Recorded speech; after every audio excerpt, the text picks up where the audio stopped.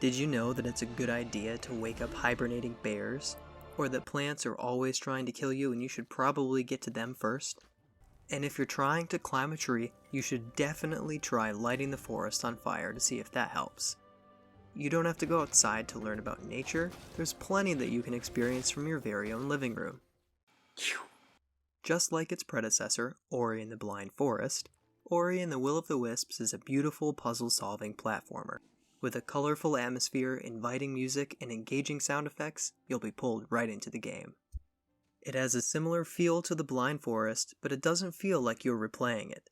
Rather, it builds on the foundation of the first game, with plenty of differences to make it a unique experience. In the Will of the Wisps, your quest is to once again save the forest and your friends, this time from Shriek and the corruption that is invading the world.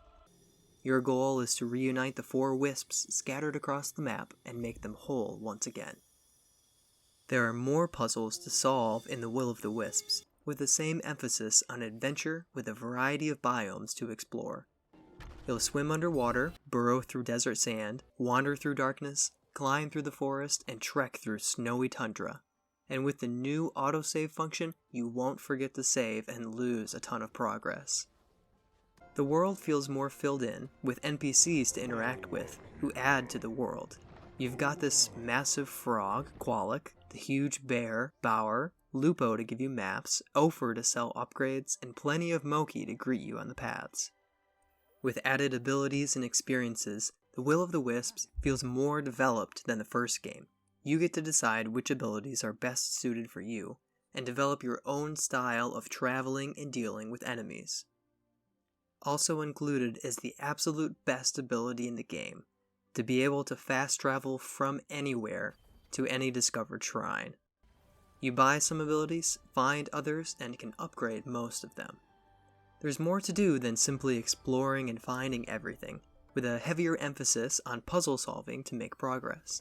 There are also side quests which add to the depth of the game, along with extra secrets, plenty of upgrades to earn, the Spirit Trial speedruns that you can fine-tune, and all of this make it more rewarding to continue playing after completing the story.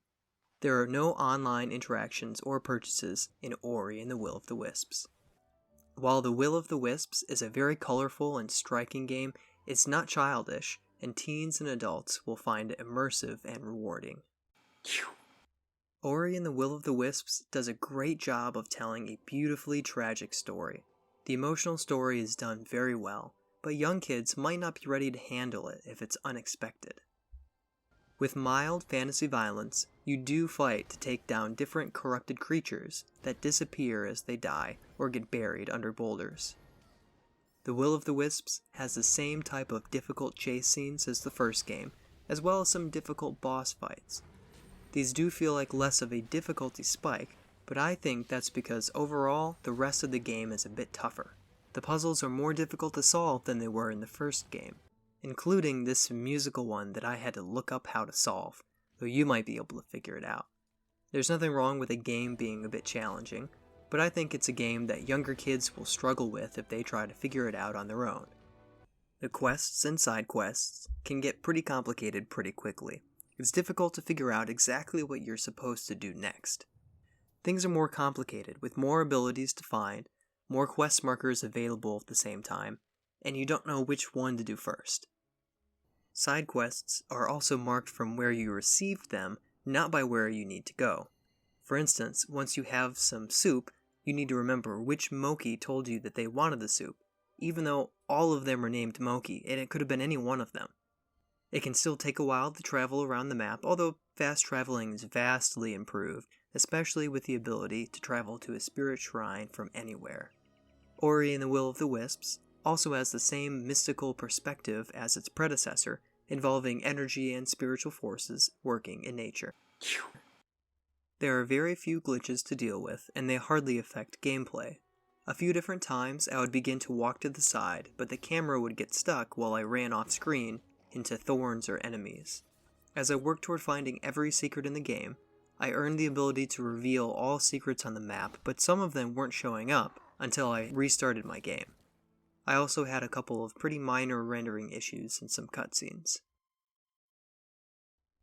Ori and the Will of the Wisps is a fantastic sequel that's a little tougher and a little longer than the first. It might not be designed for young kids, but it has a lot to offer for anyone looking for a satisfying game and story experience. Beyond its difficulty, The Will of the Wisps has pretty age-appropriate content that shouldn't be cause for much concern. The Will of the Wisps is currently available for PC, Nintendo Switch, and is free if you're subscribed to Xbox Game Pass.